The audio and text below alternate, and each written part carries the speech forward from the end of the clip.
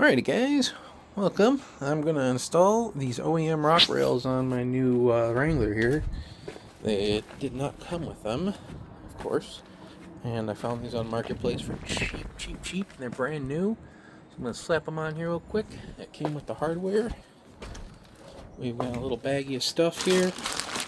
It is a 10mm and a 12, I believe, a 13 and a 10. We're going to get these on pretty quickly here because they really look like they go on easy. There's going to be studs.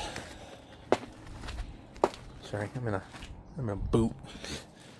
These studs on the sides here, they go along the whole thing, and then there's the 3 body mount underneath. Those studs will line up in these holes right on the side. So, right, let me make sure that's right. Yeah, right on the side there, and then the body mounts will line up onto those little platforms there, if you can see those. Yeah, there's a few over there.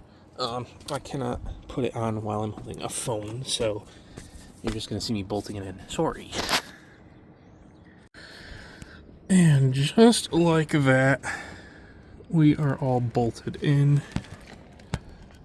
Yeah. Because there was never one on here, the holes were a little hard to get the screws into on the body panels. I don't know if like the threads were just a little bit of rust or whatever it was, but oh yeah, that looks so much better. That was needed, 100% needed on there. I'm happy with that. Now to the other side, and just like that, number 2 is done. Sorry, it's not much of a video, but can't really do the work and hold the phone at the same time. I do plan on fixing that with like a GoPro or something one of these days, but it was very simple. Well, you line those studs up and then you screw in those last few, there's 3 body bolts and then 6 nuts for the studs. It goes right in like butter, like it was meant to be there. Oh wait, it was. Thanks for watching, guys.